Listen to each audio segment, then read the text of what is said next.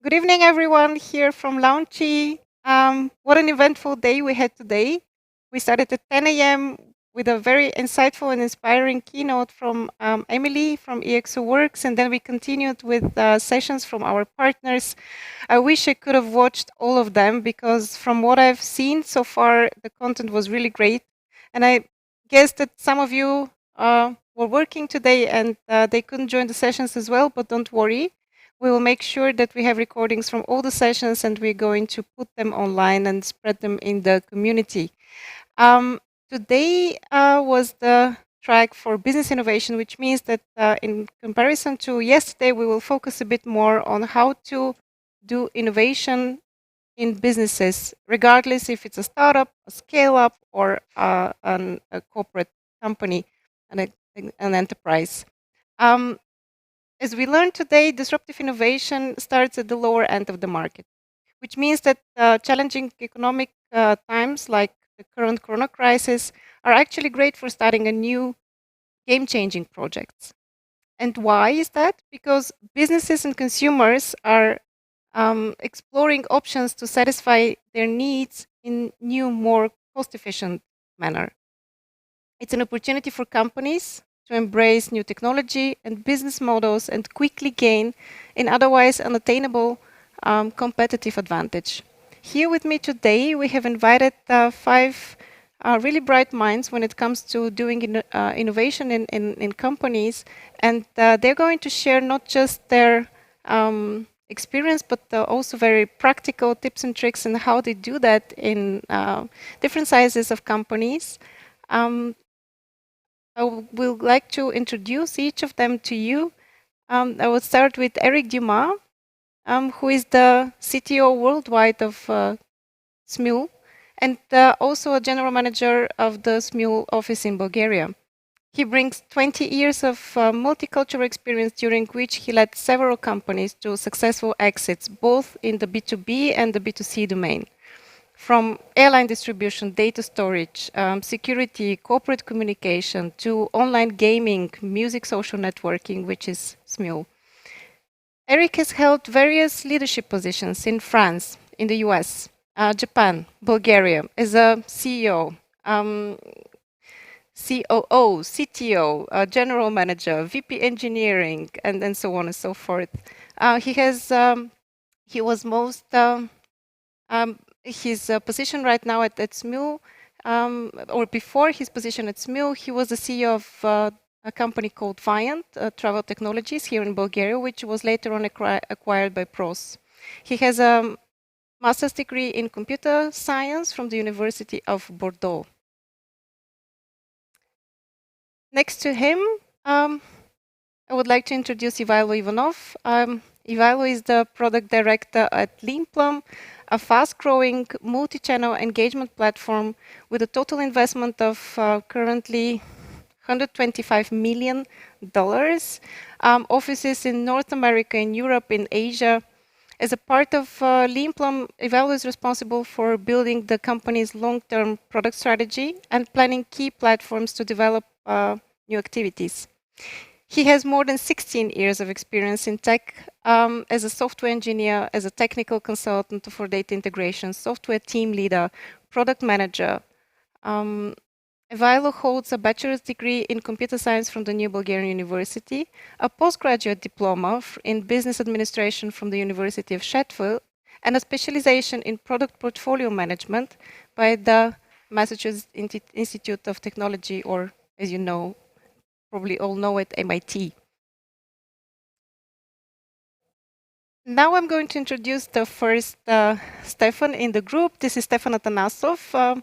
Stefan Atanasov is the Chief Product Officer at Pro7 Sat1.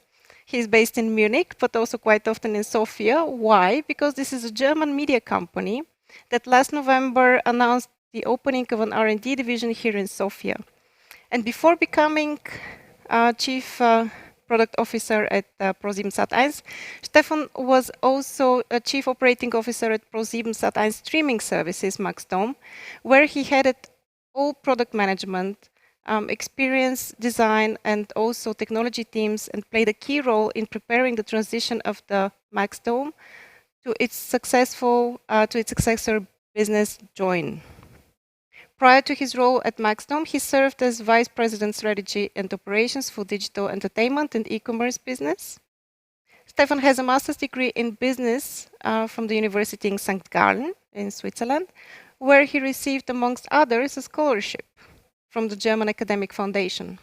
And he also has a bachelor's degree in communication science, just like me, from the Ludwig Maximilian University in Munich.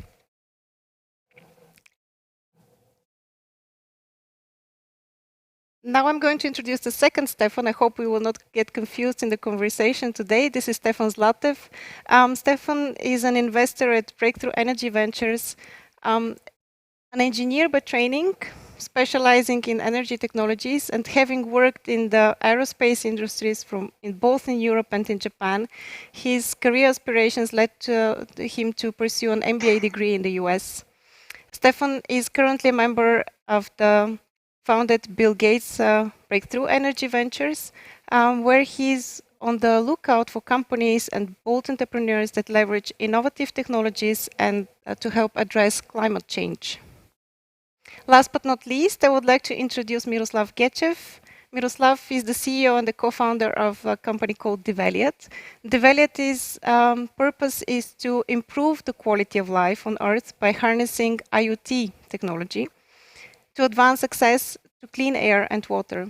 Develiat is indeed a spin-off from one big IT service company and infrastructure, and maybe one of the biggest infrastructure players in Bulgaria called Telelink.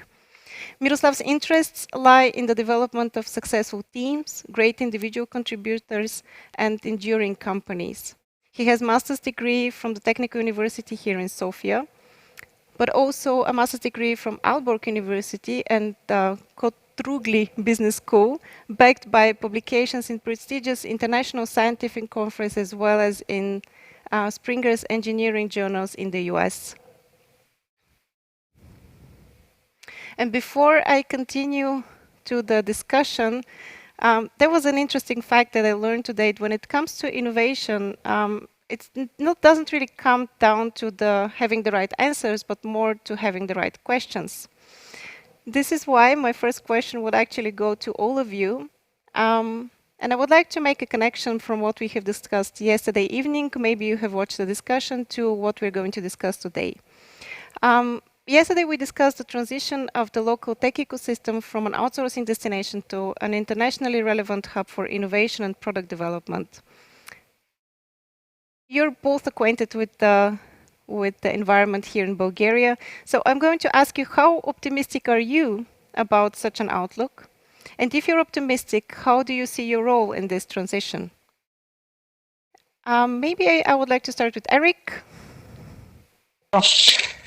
Well, I think it has to be a very optimistic perspective when we look at the country focus onto outsourcing 15 or 20 years ago. And it has a step-by-step transitioned to a product-producing country. It started by outsourcing, but some offspring into the gaming industry. And I think as the years have been going, what we can observe is more and more of those outsourcers are being sold to product companies. And additionally, more and more companies are doing real product out of Bulgaria. Too often they are subsidiaries, but we start to see an interesting ecosystem of small companies doing product. I think it has been facilitated too by the arrival of a certain amount of investment funds. We know that there are local investors such as Launchpad, Nevec, New Ventures, and you name them, that has enabled really to foster a little bit the startup scenery. So probably the evolution over the last 10, 15 years have been extremely strong. And I think Bulgaria is just missing a few unicorns those days, but probably it is getting there. It is getting there. So I think it's very positive because the country has the technology, but it had it for a long time. Step by step, it's getting the marketing and the sales mindset. I think on the product management, we start to see some very strong product managers available. So the various pieces which are necessary to bring a company to success are starting to get there. Additionally, I think there is one factor for me which is fundamental, is we see more and more people coming back home. Today, I have 10% of the headcount of SMUL who are actually coming from abroad. They are Bulgarians who came back home. And I think they are very fundamental into enabling this transition from an outsourcing to pure product type of operations. So I'm very, very positive as this stream of people keep going, and maybe the COVID is going to help too with this. Thank you, Eric. I guess it makes no sense to ask Stefan Atanausov if he's optimistic, because he was one of the reasons why a company like ProSiebenSat.1 would invest here. But still, how do you see your personal role in this transition process? So in the end, I think the process we're talking about, I think, is essential for Bulgaria as a destination for technology, right? Because in the end, innovation and product is where value is created, right? And if you cover that part of the value chain as a destination and you specialize in it, you obviously become the destination where value is created. And I think this is essential for Bulgaria. And I think on the other hand, we can probably all agree that it's our industry is also a war for talent, right? Because to be innovative, you have to have the right people and the right talent. And in the end, it's really up to the companies who are first mover to attract the best talent, right? And if you're an early mover in Bulgaria, you can certainly attract the best talent. And this is why also we decided to go, because I think we clearly see that there is good talent, but we also saw the chance to move in as an early mover and attract best talent with a compelling vision and let's say a focus on product and innovation rather than just outsourcing activities. So I think for us, this is the strategic aspect to it, why we moved to Bulgaria. Thank you. Yesterday we also had Ivailo, we had some insights on the topic of talent from your colleague Vasil Popovsky. What do you think? What is your? I guess you're optimistic, but how do you see your role in the whole transition process? I agree with Eric and Stefan that this is a process that's already started.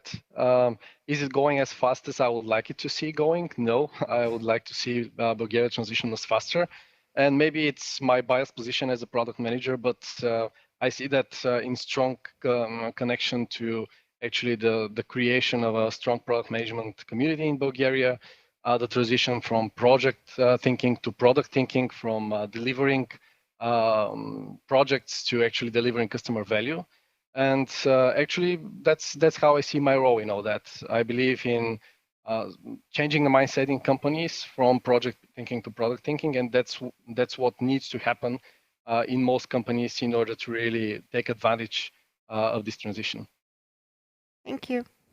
Miro, how do you see your role? Well, actually, we spin off from a service company, and I'm definitely optimistic because if you think about it, it's an evolutionary process. You start with service, doing service for someone else. You gain experience, you gain expertise, and you gain confidence that you can do something better than the others on a global scale. And this is what we did at Develop. We started internally in a service company, got the experience, got the expertise, actually got an idea what our competitors are doing, and we saw actually the flaws they were having, and we reinvented the business model and started doing it better. So I think it's an evolutionary process that we are taking overall. I'm actually now curious what Stefan is going to say on the other side of the whole process from the VC perspective. Stefan Zlatev, I'm sorry. To add to the rest of the panel, there is a reason why Breakthrough in general entered Europe, why it's focusing on Bulgaria as well, or Eastern Europe. We believe innovation can happen everywhere, but unless you see what the market needs and what investors are willing to fund, never be able to kind of like focus on those technologies or efforts. So Breakthrough launched like a $100 million vehicle in Europe, and currently we're looking at in Eastern Europe. And Bulgaria is one of our focuses. And we're trying to kind of like reach out to universities and figure out what they do. And we believe there's innovation happening. We just can't see it. And unless you can see it, you can't invest in it. And so far, it's early days. It's been a couple of months, but I've seen technologies. We're more investors in hardware technologies rather than software. And we've seen technologies around the hydrogen space and food innovation. And as you know, food innovation these days is a very hot industry with companies like Beyond Meat, etc. And there are labs in Bulgaria that are doing this innovation right now. So definitely very optimistic about the system. It's actually great to see that you're also optimistic. You come from very different backgrounds, but at some point in your life, you've been part of a company on the journey to innovate, or you're currently doing it right now. To get on the same page and try to demystify the term on what has turned a bit to a buzzword, innovation, how would you define innovation? Where should it fall in the organizational structure of an established company? Let's start in this case with Ivailo. So from my perspective, and based on my background, of course, when I'm thinking about innovation, I'm thinking about R&D in product companies that I've seen. And from my perspective, innovation is all about differentiation of products on the marketplace, more or less, rather than differentiating, let's say, based on innovative business models. And what I've saw is that actually innovation is about DNA of the company, not that much about something separate or something that you invest into. And that's the right, I think, definition of innovation. It's either a part of a company DNA or it is not. And actually becoming more innovative involves changing your company rather than investing into innovation, let's say. Okay, Eric? Sure. I think it is part of our daily job to make sure people do not forget what is innovation. And as far as I'm concerned, innovation has to be everywhere. People always think innovation has to be the problem of the engineers. I think it's just a subset. The innovation has to be part of the product strategy, has to be part of the product designers, because the look and feel of a B2C application, the simpler it is, the harder it is to make and to build. It is part on the marketing strategy and the marketing execution. How are we going to tackle more intelligently or differently such market? So the innovation has to be everywhere in each department. For the rest, nothing is impossible. It often takes a little bit of effort, some chance, and the right people. I like your answer. Okay, so innovation is everywhere. Stefan Atanasov, how is it in a corporate culture? Well, I think that's I can only agree with what Vilo has said. And also Eric. In the end, it has to be part of the mindsets and the DNA of the company. So it's nothing that is can be expressed in certain budgets or separate units or processes. I mean, I've seen different kind of setups in the corporate world. So I've been doing product development and in different industries for 4 years with McKinsey. So from automotive to software and all across the board. So and what you can say about the corporate environment is that, first of all, I personally believe, and the success cases that I've seen are those where innovation is part of the CEO agenda. So it has to be backed and it has to be cascaded down into all the teams and into the organization. So it has to be driven by the senior management and by the CEO of the company. In the end, I also do not believe in isolated innovation units. As such, I think in the end, it has to be well integrated. You might have certain units that deal with cutting edge technology. That's fine. But I think innovation is much more than that. And so in the end, you need to spread the know-how, the mindset, and the tools needed to make it happen in the organization from top to down. Okay, so top-down approach. Miro, in your case, I think it was the other way around. Wasn't it more like bottom-up, or? I think it was part of both. When you were asking what innovation is, I think the innovation is just finding a better way achieving practical results, doing something easier with less time, less effort, to get some kind of desired benefit. And what actually worked while I was in the bigger company is that innovation is really a mindset. It should be part of the culture. It should be pushing for that. It should be preaching it a lot. And actually, when I started Development, I think that innovation actually has a brother, and this brother is accountability.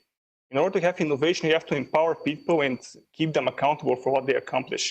And if you talk about the bigger company, I think I'm very much with Stefan here, that I think you should have two arms. One is for entrepreneurship, these projects that are very new, innovative, that's something new for the company, for example, be it a product in a service company.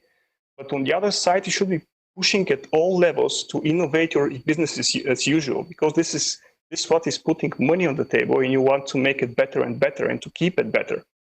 Mm-hmm. Stefan Zlatev, what is innovation from the VC perspective?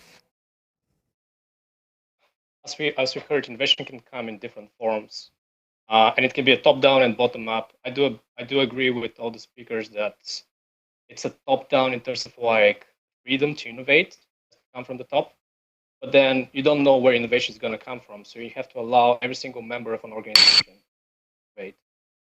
In terms of innovation, quite often what we see is like finding a solution to a problem is the right way to do it, rather than finding a problem to a solution, or looking for a problem to a solution.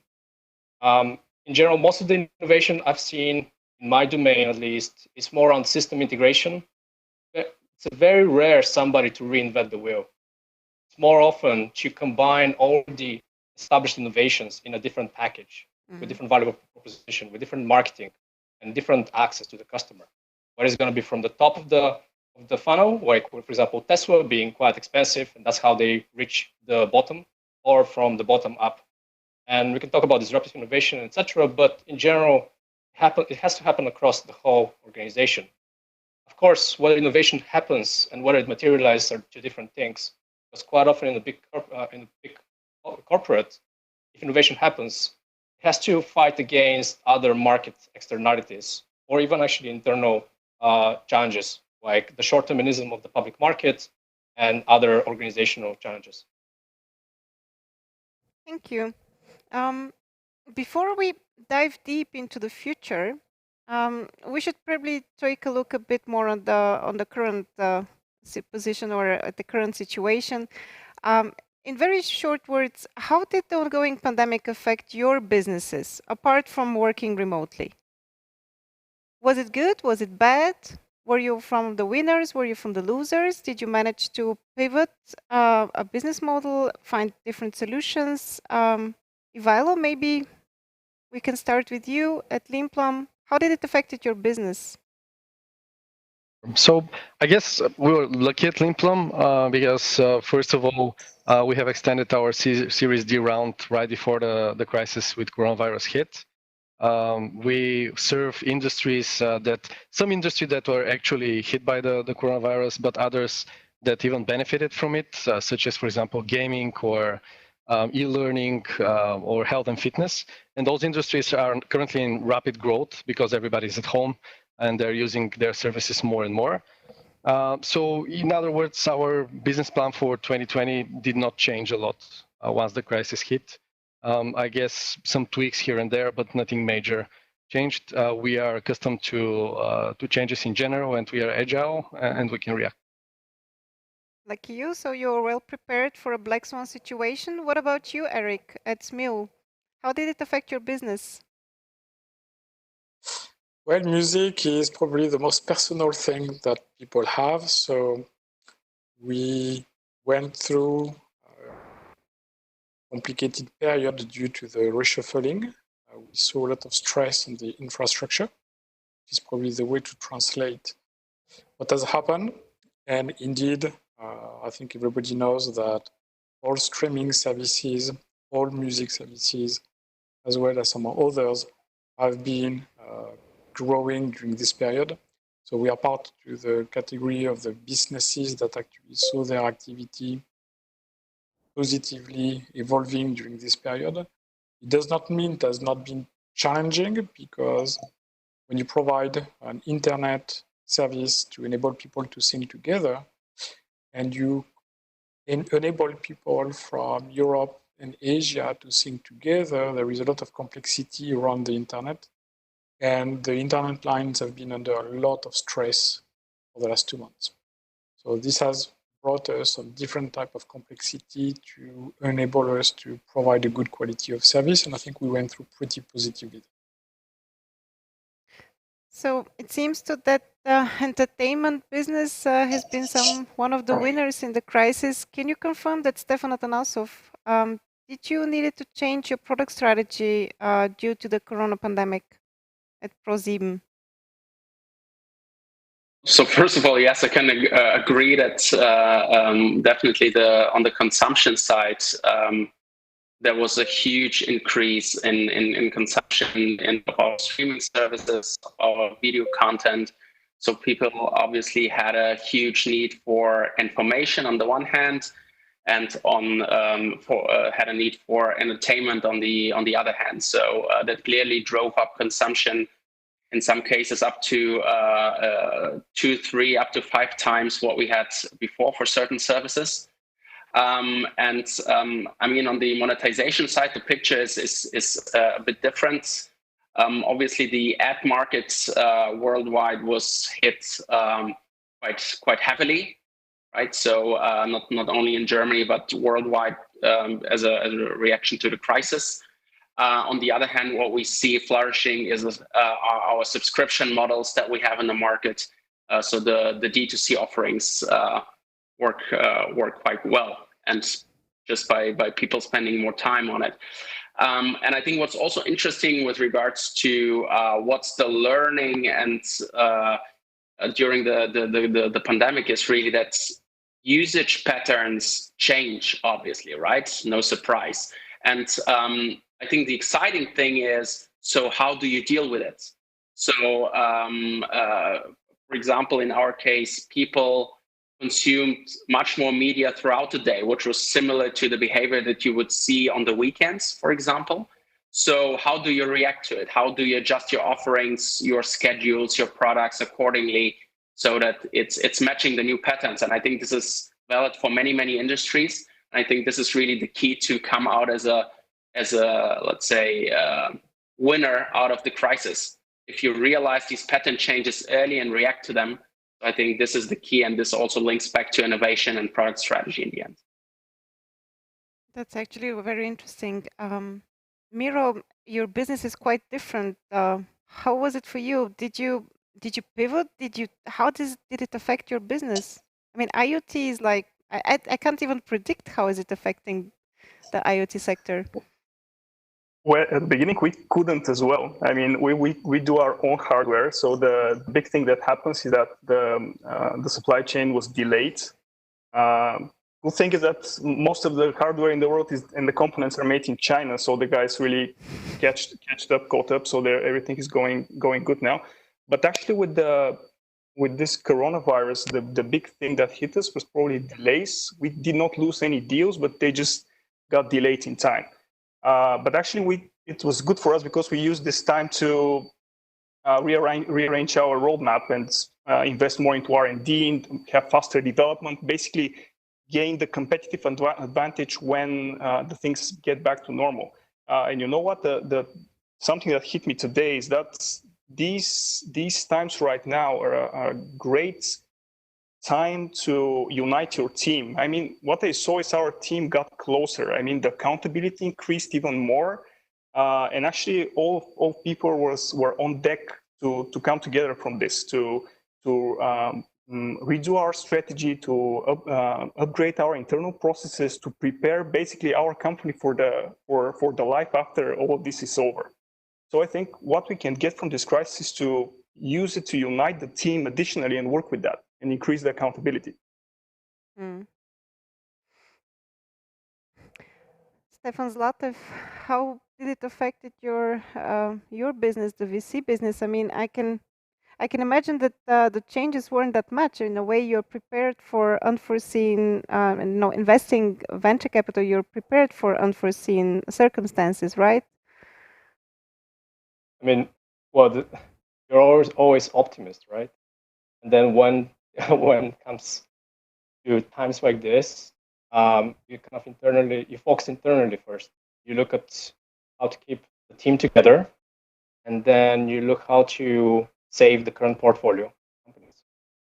It's been quite challenging. I mean, I would say it's been very, very long days, the initial 2 weeks to figure out what's going on, what does it mean for our portfolio companies. They're in different value chains of different industries, all in the climate change space. But I mean, if it has been challenging for us in terms of working hours, it's been the most challenging for our founders because at the end of the day, it's really tough to lay off people during good times. Much harder to lay off good people in bad times, and kind of figuring out the best way to do that. So we give option to all the companies to allow them to actually rehire those people when the times improves. It's actually the best way forward. Also, there has been a lot of other challenges in terms of the United States government. In this case, there was a program that was allowing for companies to get this kind of pretty much not a loan. It's actually a forgivable loan, but then where to go and do it, and the optics of that was a different question. So helping our portfolio companies was our focus for the past few months. I guess that's the responsible position of a good VC. From your perspective, what solutions do we need in the post-COVID-19 world? And what is the company that you would like to see on the market that doesn't exist yet? Can you make a guess? Of course, outside of the COVID-19 vaccine and treatment. I mean, and testing. And I think testing is going to be a big thing over the next few years until a vaccine is on the market. We see trends. I mean, the first thing you see is trends and changes in various. We're a thesis-driven VC, so we have theses in different spaces. And the first thing is we're seeing which ones are more or less relevant. I believe everybody is seeing the telepresence and the impact that it can have. And a lot of companies realize we don't have to travel that much or as much as before to achieve the same results. Whether business travel is going to go away? Definitely not. Is it going to reduce? Probably yes. We've been thinking crazy ideas and not that crazy. For example, VR telepresence, something which seems quite reasonable. See in the next couple of years. Trends. So I'm very focused around waste management, plastics, recycling, textiles, additive manufacturing. Those trends, I believe, are accelerated. In general, what COVID did is that it's an accelerator for digitalization. So any companies that are selling products online or service, I think they're going to benefit from the current pandemic, and they're going to be better off after 2 years. Also, interestingly, I was reading about the Spanish flu from 1918. A lot of people think pandemics are going to change our lifestyle for good. Actually, if you look at history, nothing changes really. It only accelerates certain trends, but nothing is going to change really in the way we see life, at least if we believe in history. As I was listening to you, I sensed a certain contradiction. On one hand, Stefan Atanasov, you mentioned that the marketing spendings has been cut and it hit pretty hard the ad market, right? On the other side, we have here Ivailo, who reported on having more they didn't experience a downturn in their revenue at Lean Plum. And my question goes to you, Ivailo. What did it take so that you don't experience this downturn? I mean, you're running a multi-channel marketing solution platform. Why didn't you notice a downturn? It's a very good question. So in general, I trust in that rule. I think marketing budgets are at risk when a crisis like that hits. But I think it's up to the nature of the solution that you're providing and how strongly it's connected to creating revenue for the end customer. Because ours is a mobile engagement platform where people are actually counting on us to increase the rate of purchases online, or the rate of ad serving online, or reduce the churn rate online. And those are functions that do not disappear when the crisis hits. Actually, those are things that even get more important when the crisis hits. And that differentiates us, and I guess to some extent our market from other types of markets of marketing software. Thank you. Now I would like to go back a bit more to product strategy, because you're all in a way responsible for, or not all of you, but most of you are responsible for building the product strategy of the companies that you're working at. How do you respond to completely something unexpected as a coronavirus outbreak? I mean, we haven't seen such a crisis like ever, or at least our generation. Can you make a really agile plan that you can withstand, that can actually withstand with something like the current situation? Stefan Atanasov? Well, I think overall it's definitely an extraordinary situation at the moment for us. And as I mentioned, the key to really get out of this situation as a winner is to understand the implications on your industry and the change of behaviors and patterns as quickly as possible so that you can adapt quickly. So, I mean, in our case, it means twofold. It means to understand what happens on the advertiser side and how do priorities and budgets shift, but also on the user side. So how does usage patterns change, as I mentioned before? And so I think the key is to quickly get an understanding of what's happening, understand the data, talk to your customers quickly, and then if you have, let's say, an agile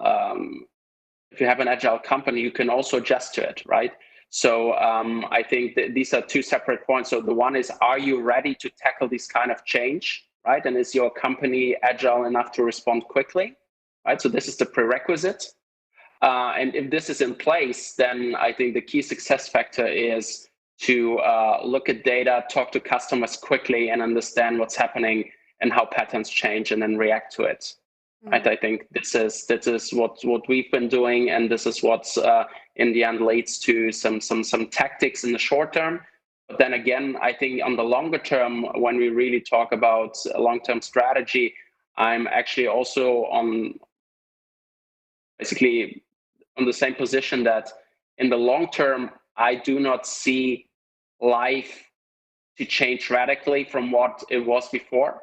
So it's more about tactical behavior during the crisis rather than a complete shift in strategy, at least for us in the longer term. How was it for you, Miroslav? Were you agile enough to react to what's going on? Is it a question of agility, or is it a question of homework that you have done before a crisis like the pandemic hits? I think it's more like of an adaptation. It's very hard to predict this and to be ready for this. You know, I always quote Roosevelt, who said that plans are useless, but planning is indispensable. And actually, what we're doing in this situation, we are trying to assess what is happening now, where the world is going, and how we should adapt to it. One easy thing, for example, in the last couple of months, is to rearrange our roadmap, because we were expecting faster business environment in the last months, but it turns out we had more time, so we invested into R&D. So for me, what the company should do, it's very hard to predict the future, to forecast the future. Probably if we could do that, would be in completely different business. So for me, what works best is to try to be present, to see where the things are going, to try to learn as fast as you can, and really to communicate constantly that you don't have to plan 6 months ahead or a year ahead, but to be ready to, let's plan it, but let's be ready to adapt tomorrow. And you should push this in the whole company and the whole culture, so the guys and the girls will be ready to do it, even by themselves. Thank you. Yeah, it's impossible to predict and to plan, and still, I guess all of you are in a situation where you have a very clear vision of how to do your portfolio management, and having a diverse portfolio management can be a contingency plan for unexpected situations as crisis. In this sense, I would like to ask Ivailo and Stefan Atanasov, what's your take on the innovation portfolio management? Do you believe in this 70-20-10 rule, like core business, adjacent, and moonshots? Is there a recipe of how many resources a company should allocate to innovation? Let's start with Stefan Atanasov, maybe. Sure. So, well, in the end, I think it's hard to put a rule of thumb for capital allocation in the end, right? Because that's what it's all about. So, how much money do you bet on innovation? I think in the end, it should be more driven by let's say the expected ROI and success of ideas. So you really need to look at the pipeline of ideas that you have and the likelihood for them to be successful and unique. And then you need to basically find the money to finance them. And maybe in a year there isn't much, and in another year there is a lot to invest in, right? And you should really rather make it dependent on the pipeline of ideas and opportunities that come along. And I personally think that innovation is also a lot about experimenting. So in the end, for me, the key success factor is you need to find an efficient and lean way to experiment and test your ideas quickly and learn quickly so that you can make decisions, right? And to understand, is it something to pursue and further invest on, or is it something to rather stop? Right. So in the end, this is pretty much our philosophy. So there is no really a rule of thumb. It depends on the ideas that come along and on the chance of success, and then to be quick in deciding to pursue a certain idea, but then also being quick on stopping it and focusing on the next one, right? Because I think otherwise it's not sustainable. But how was it at ProSiebenSat.1? I mean, I guess you have also ideas who are still in the testing. Did you pull out something from the portfolio management that was just about right, a right response to the corona pandemic? Did you? Oh, okay. Yeah. So, well, I would say there were some let's say nice coincidences that we had products launched that fit quite well. So, for example, we recently launched our audio platform for your ears only, FIO. That was just from a timing perspective.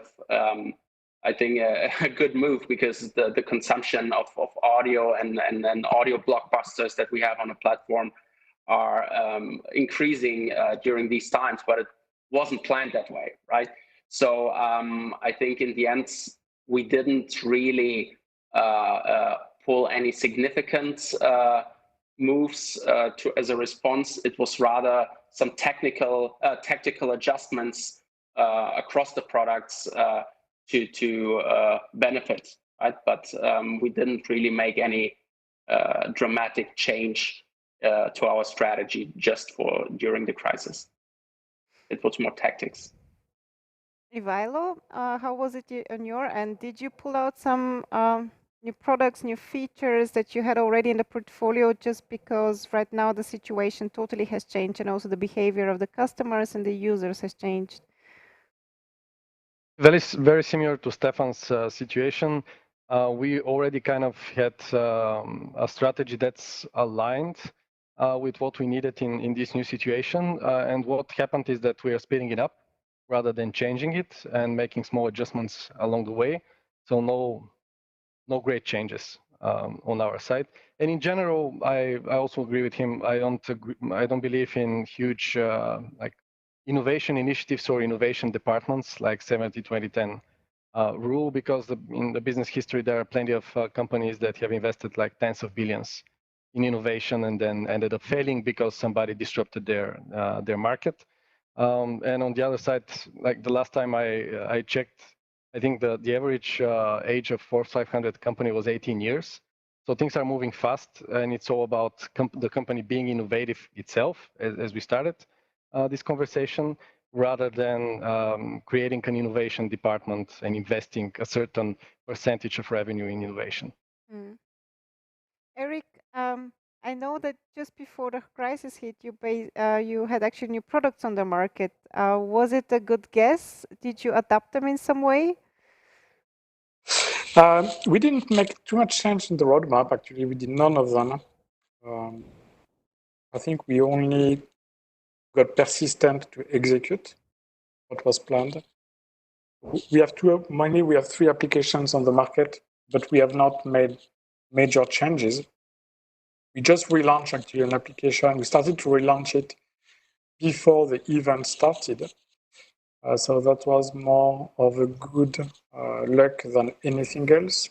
That's an application that was there for a while, the hip hop and the rap vertical, but nothing specific from our side. We had a pretty packed roadmap, so the only thing I think we have done is try to accelerate on the execution rather than anything else. Mm. Miro, as we learned from you today, the Develiot as a startup started in an IT service company. So if you would allow me, I would call you an entrepreneur. You have been part of several spin-offs at Telelink. Some of them thrived, some of them didn't do that well. Do you have an opinion on how an entrepreneurial culture can be created in larger companies? What do you think? And do you think that actually entrepreneurship would be an answer to a more sustainable organization in the post-COVID world?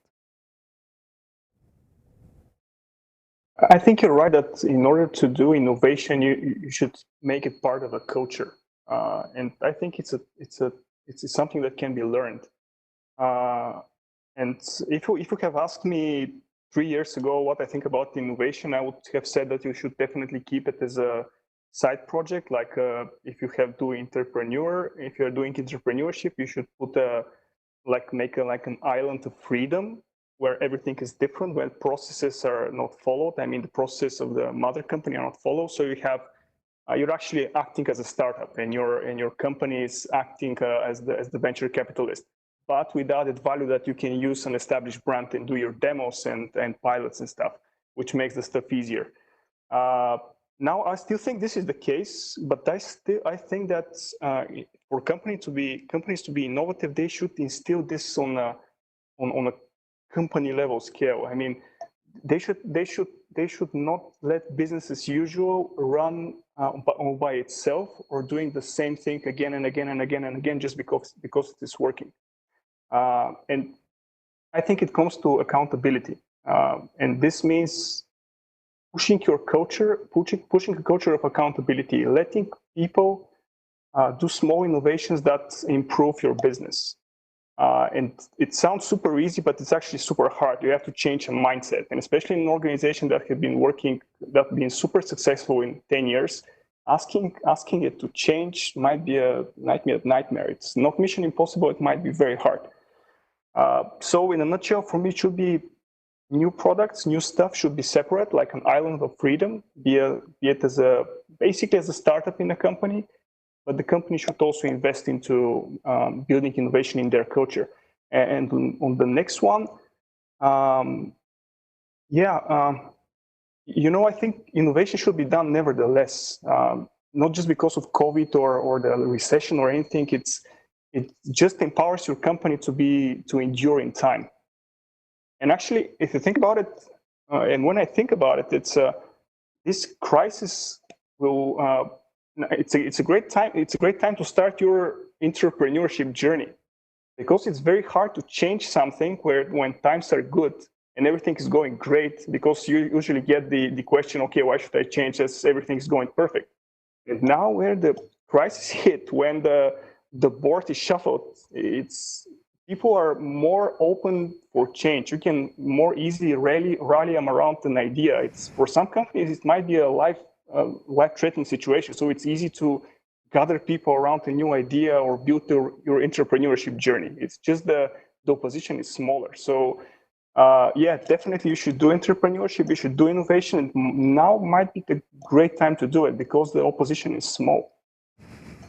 Okay, so that's an interesting case of having a position in your own corporation when it comes to innovation. Yeah, I think crisis like now can be very favorable for starting your own entrepreneurship initiative.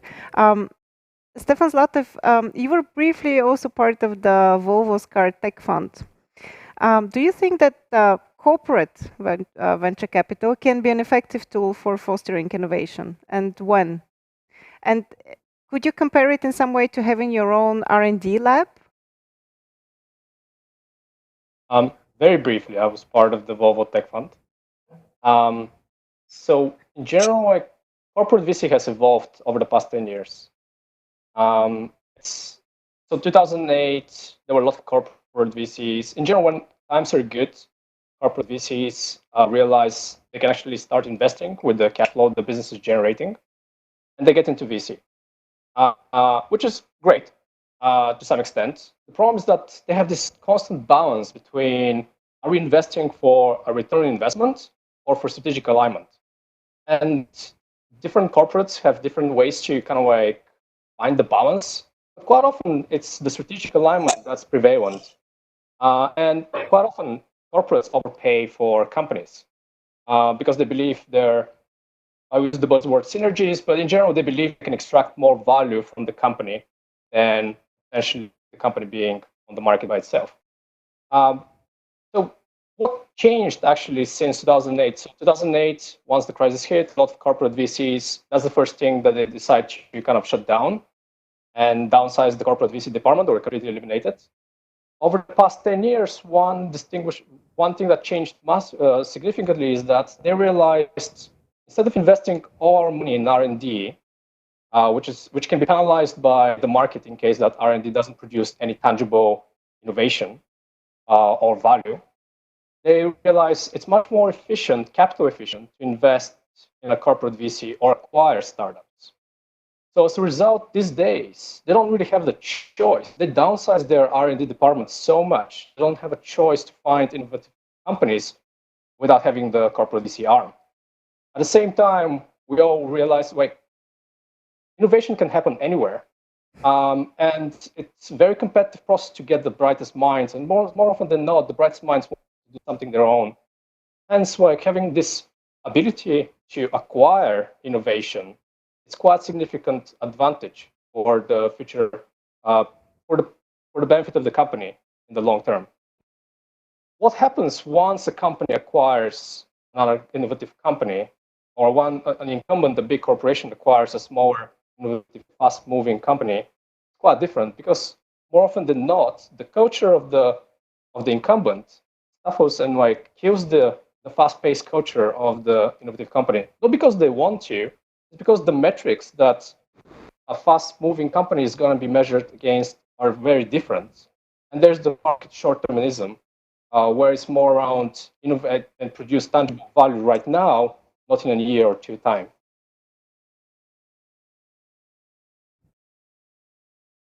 Thank you, Stefan. My next question, I would like to address Stefan Atanasov.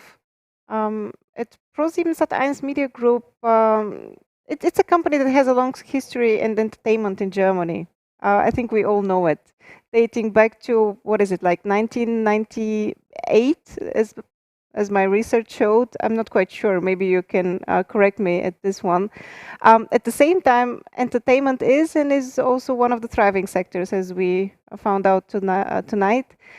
Can you tell us a bit more about the process of generating new ideas? And the innovation management is such a traditional environment as the Pro7 and maybe you can also share a bit with us what is the role of the R&D hub here in Bulgaria in this innovation process?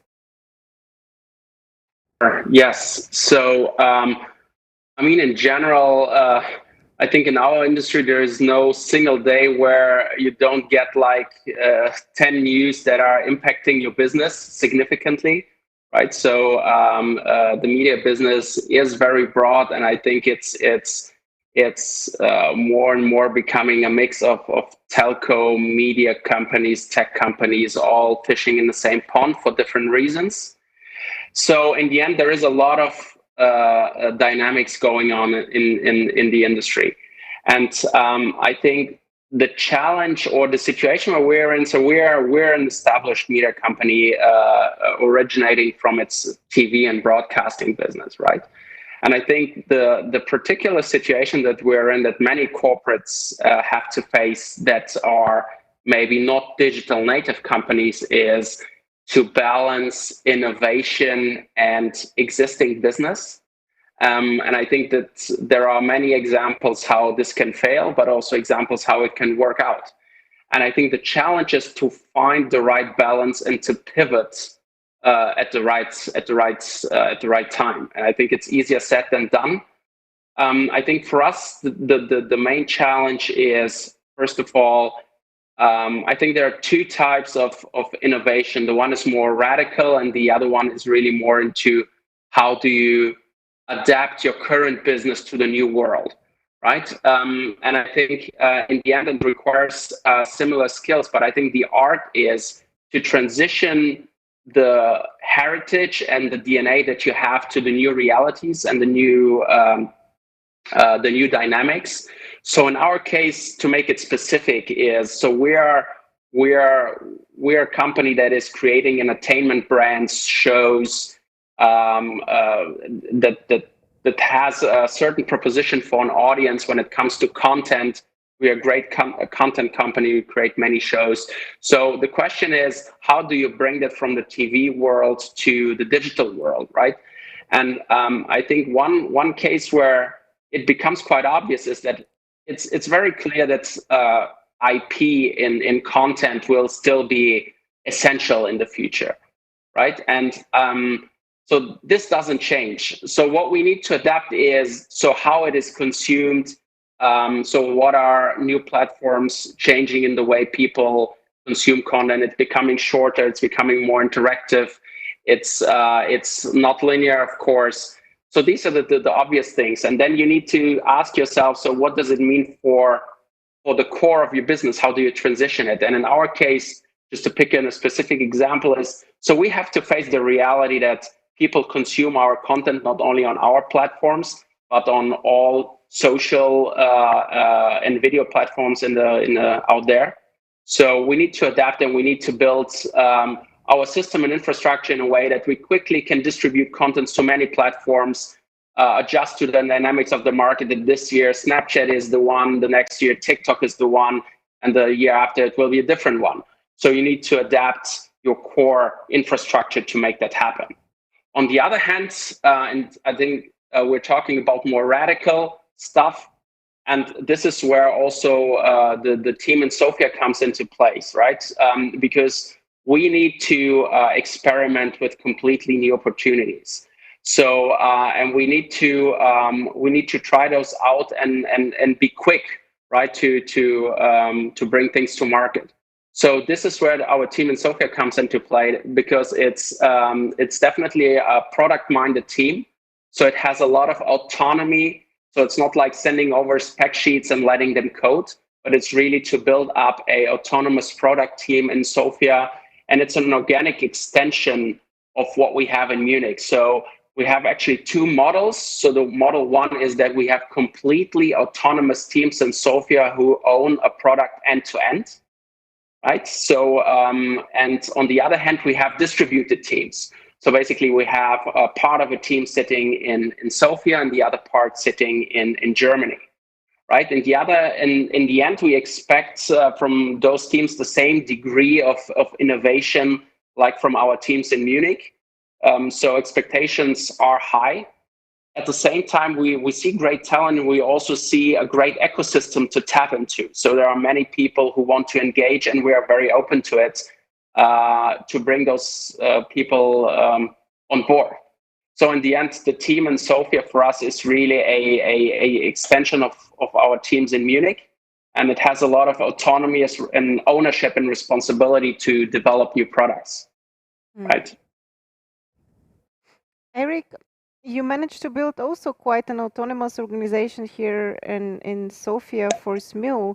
Can you elaborate a bit more? And I mean, the team here is not just responsible for technical development, but so much more.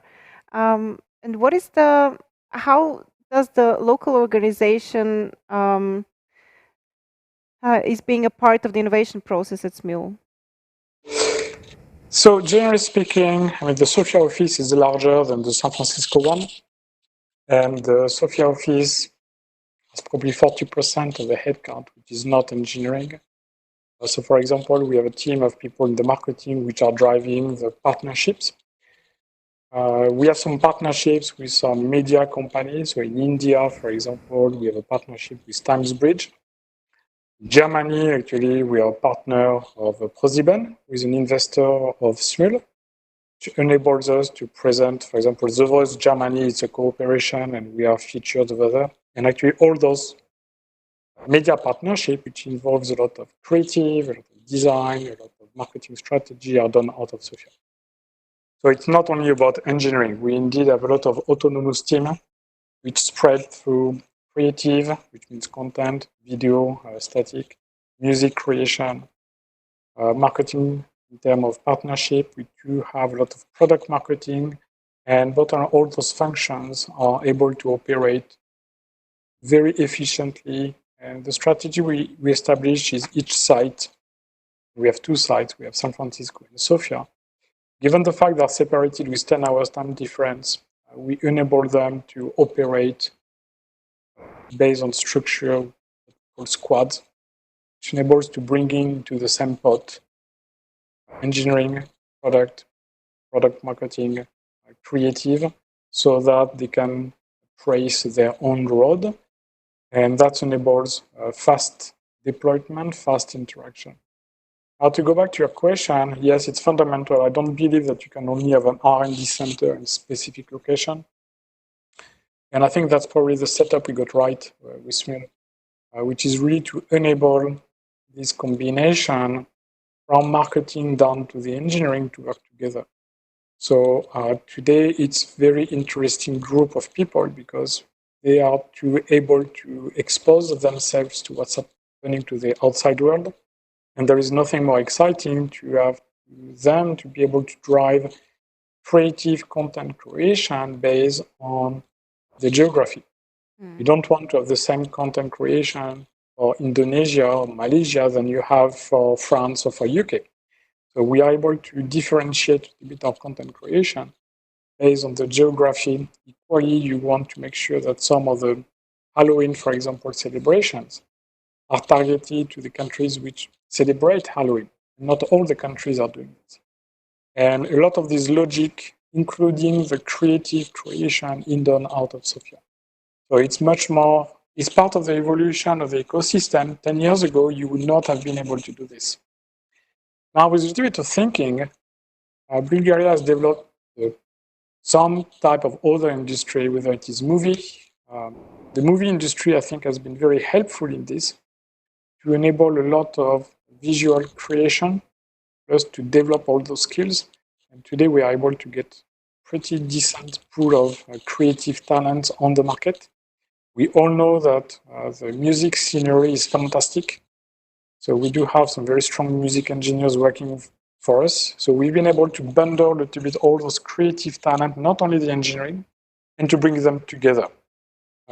We have a say which is alone it's music and together it's magic. So it works pretty well. I was actually also curious. Was it hard to convince US stakeholders to open up such an autonomous organization here in Bulgaria? Was it challenging? And especially for you as French. I mean, you've spent really long time in Bulgaria, but still. No, that was okay because actually the randomness of life makes that I worked with some of the people there before. So there was an initial capacity. The initial plan was different. We were planning to have 40 people by the end of 2019. We ended up by being close to 150. Go and find someone to build an office in Sofia of 150 people in 18 months. That's complicated, but it worked. And I think the reason why it worked is because since day one, the plan was to not only do an engineering group. And that's why it worked, because we've been able to combine all those various components, including the business side. If you're able to have an office in Sofia, which includes some business entities, whether it is analytic, whether it is marketing, business development, you name it, partnership strategy, that really helps to have your development team to innovate, because now they are in direct contact and direct touch with what's happening outside. And I think it's generally speaking why I believe the outsourcing business in the country is fading away. Probably we might see in the future some very nice story coming up.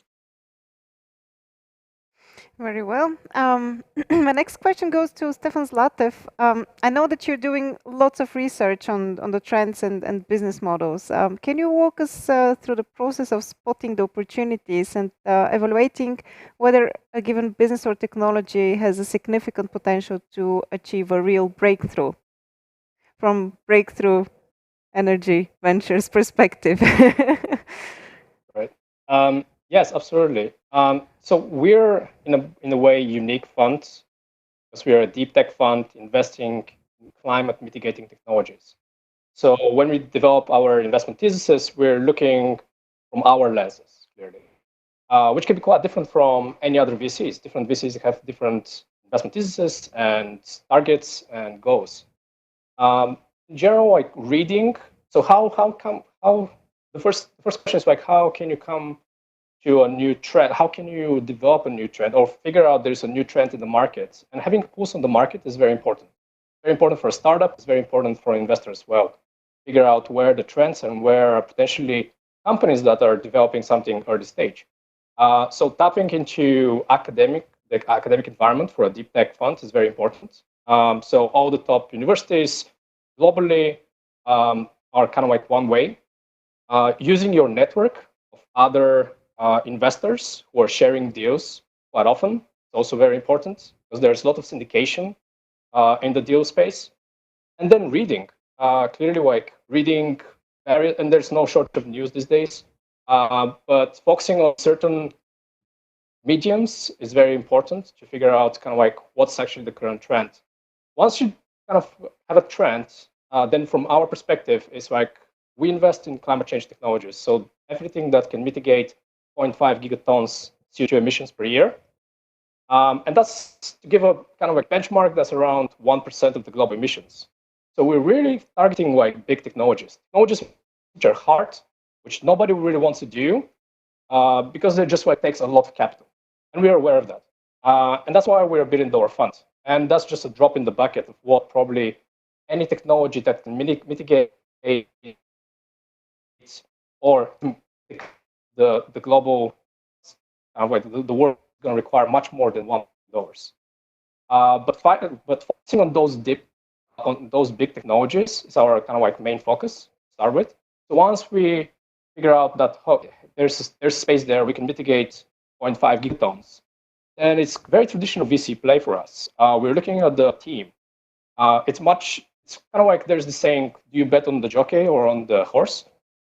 We definitely bet on the jockey. We definitely bet that team, a smart team, capable team, driven team with complementary skills and kind of like go through the walls and can actually break down any barriers to technology development, rather than bet on technology and then figure out where the team can actually scale that, etc.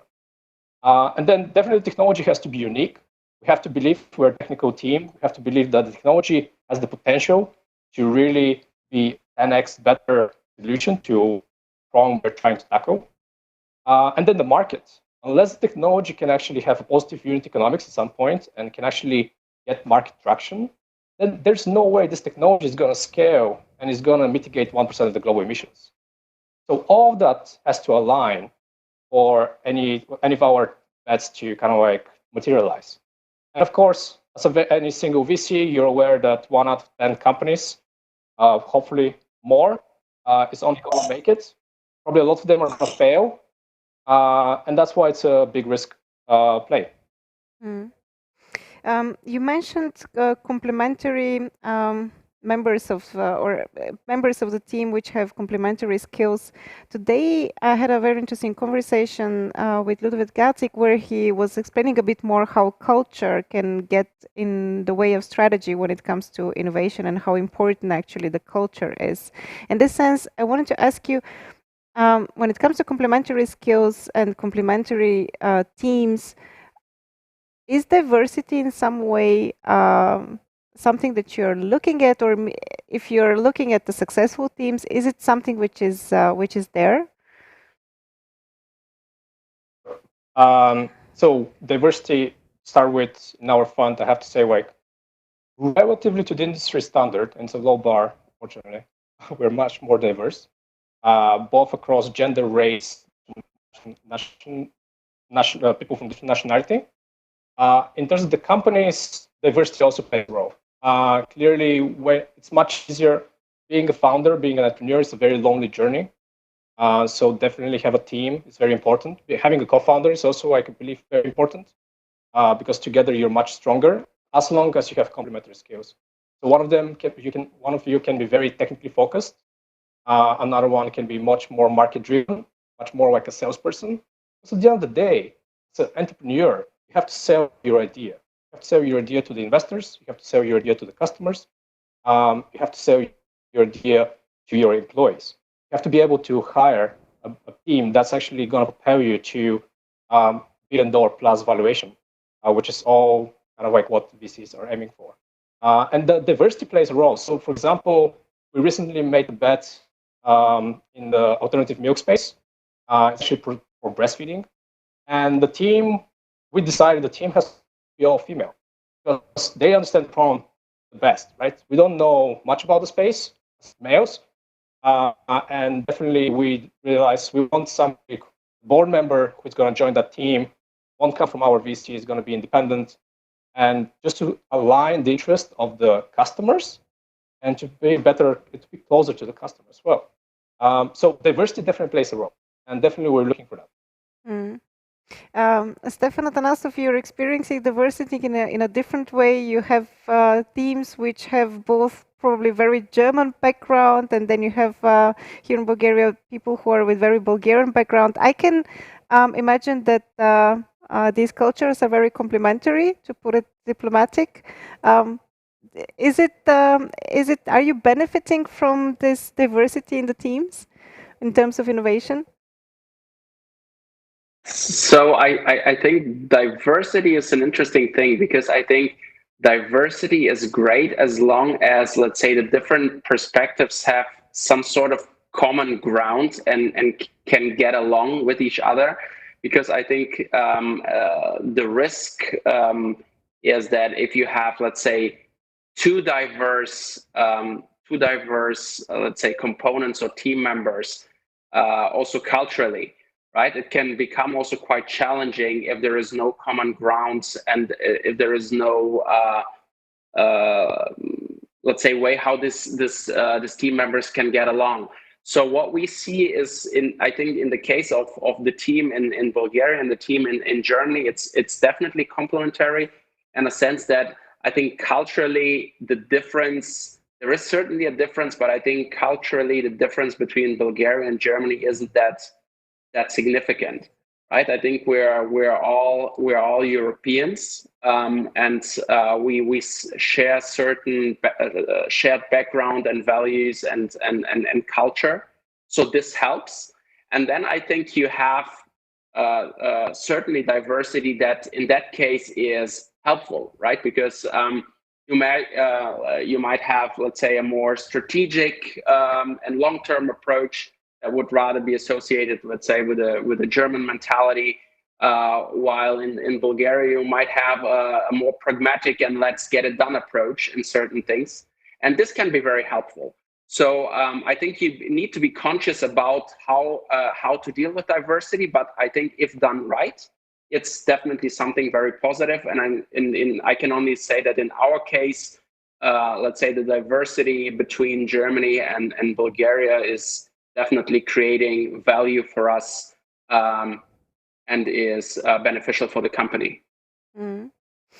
Eric, you're also an interesting case. A company which is led by a French, and then at the same time, I know that you're a great part of your team are Bulgarians who have studied abroad. So in a way, their background is enriched with other cultures. Is it a good thing that to be so diverse at Smule? I think the diversity works extremely well as long as you make sure the people are aligned on the values. And I've never had this issue anywhere, wherever I've been working. And when you create a company and when you hire people, the key is to align on the values. So you can have people to learn the skills, because skills can be learned, but values are very difficult to be changed. That's one aspect where I'm always very, very careful. So we foster a certain amount of values that are shared between our offices. And generally speaking, the cultural differences are not the issue. The different our values are. And more than the diversity, I believe into diversity. Even in Sofia, we have some people coming from Asia, coming from Western Europe, coming from North America, working for us. That's great. It works extremely well, but simply because we are aligned in the values. We want our people to be curious. We want this to be interested. So we have a certain amount of values, and it's one of our sourcing type of benchmark, which is, yes, we check the skills, but we do not compromise on the value side, because this is when there is an issue later on in terms of team integration. Before we continue to the questions from the audience, I have a last one, and you can answer it actually quite quickly, maybe with just one sentence. If right now in May 22, assuming the quarantine is over tomorrow, and I think it is, if you could start a new business from scratch, what would you do it, and what would it be? Ivailo, I see that maybe you're prepared with an answer already. Smiling because actually I've spent so many years now on the marketing software space, both in Limplam and before that in Telerik in Progress, launching marketing cloud. So obviously I'm thinking in that direction. So if I had to launch another company tomorrow, it will pretty much be aligned with the insights that I have from the market during the last 1 year, and it will be very close to the vision of Limplam 2021, to be honest, which I cannot share right now, but maybe that's something that we can spend more time in another event discussing. So definitely I would continue in the same kind of space. Miro, where do you see the sweet spot? Would you start a new company again? Definitely. I firmly believe that times of stress are actually also times for great opportunities. The current situation is shaking the game board, and new models are actually possible. In good times where funding is abundant, it's super easy. You know what they say, when the wind is strong, even the chickens can fly. But now, great idea that is serving a new demand has a green field to grow. And I think it's a great time. If you're asking me about idea, I think 2008 gave us the shared economy. So probably COVID-19 will give us the remote economy. So if I start something, it should be something like this. And actually, we're doing it at Develop at the moment. Our business is for this remote economy. Remote economy is a good term. I like it very much. Stefan, I'm sure that you have a great idea. You're nodding. Would you start a new company? Absolutely. I have to agree with the rest of the panel so far. Right? Definitely, it's the right time to start a new company. And there are several ideas. There are two kind of verticals which I'm focusing on right now. One of them is around the recycling space. I believe it's a super broken industry, and there's a lot of technology can play in that space. And I believe why COVID is going to only accelerate the waste we're generating with all these disposable utensils and everything else. And the other one, I think, mental health. Mental health is something which I believe is going to be more and more prevalent. and especially in Europe as well. I think the US is already realizing the benefits of that. I think that's an interesting space, and the whole holistic integration of healthcare, like both kind of like mental health and the traditional sense, something which I believe is going to be very interesting and to figure out the solutions there. Mm. Stefan Atanasov, I don't know if how is the quarantine lifted up already in Germany? I'm not quite sure. I haven't checked yet. But yeah, if it was like assuming it's over tomorrow, what would you do? What kind of startup company would you do? I think it was Miroslav who said before that I think that the crisis has shaken up many industries, and I think it's probably not very sexy, but I truly believe that a lot of industries realize, or a lot of established industries realized where they are lacking certain digital capabilities.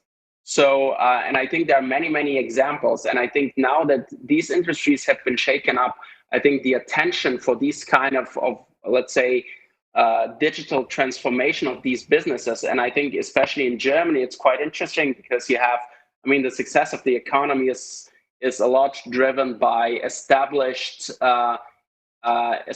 companies that are mid-size, right? But at the same time, they are also global leaders in their space, right? And at the same time, I think many of them are clearly still lacking a clear digital strategy. I think many of these companies now realized what they are lacking, and I think to tap into this kind of space, and I don't really have, let's say, a specific idea, but I think there are many options. I think helping these companies to realize or to transform, driven by, let's say, the learnings they had throughout the crisis, I think it's a huge business opportunity that lies somewhere in the consulting space, in the space of helping them grow, and I think this is a huge opportunity for these industries, but also for service companies to help them achieve that. So I think this is definitely an interesting space to go into. Eric, where is your sweet spot? What kind of opportunity would you take in the post-COVID world? If anybody wants to do a teleporting company, count me in. I'm coming to you, definitely. More seriously, though, I think it's a serious topic. More seriously, I think the virtualization of certain business is going to be even more important. So there is the shopping side. We have all experienced shopping online during those last few weeks. We have all experienced the difference of experience. We have all experienced how difficult it is to choose some basic goods out of an online platform who has been crowded and could not deliver. And there might be a lot of initiative coming their way in terms of augmented reality or virtualization of the shopping, either for the baseline or for the high-end clothing and so on. So that's one track. I think one thing we've been learning in the last few weeks is virtual education deserves a very serious upgrade, because Zoom plus Google Classroom reminds me a few decades ago what was a screen and a computer. So I would not be surprised that there will be significant improvement there. It's really important, actually, because Zoom is a one-way type of communication. So I wouldn't be surprised to see a lot of evolutions coming there pretty soon, simply because it is important. The last one is probably on the health. Virtual doctors is a business that actually has been significantly increasing. That's something that is going to likely improve and increase. And it raises a lot of questions around privacy, security, and data protection. I would expect this vector to be an interesting source of inspiration over the next few years. We don't have much time left, but still, I think it's an important question that maybe we should tackle. It's coming from Sanjay, who's asking that how do you encourage the innovation and safe to fail culture in your organizations? Ivailo, should we start with you, or maybe you can also, we tried Sure. a trick yesterday where you can raise a hand so that I know that you have an answer already. But On our side, I guess it's not so much about encouraging innovation because the market is driving you. If you are on a market that's scaling fast and you're solving an important problem, it is driving you to innovate. How do you make it safe to fail? Well, a very practical example is our, and I believe Christo might have mentioned it already in his interview, our OKR and goal-driven execution, where we have stretch goals, people can reach for the stars and fail, and also align their strong commitments with the rest of the organization. I think that's a very important instrument in that direction. Stefan Atanasov? Yeah, I can only agree. I think in the end, you just need to live practices in your company that support that approach. And I think it's also important to not only talk about failure, but also the learnings that you generate out of it. And I think there are many practical things that you can share, that you can do. For example, you could even actively talk about failure. Yeah, you could even have events where teams are talking about the experiences in situations where they failed, because this can be very helpful learning for other teams, right? And the moment you embrace these kind of discussions, it immediately creates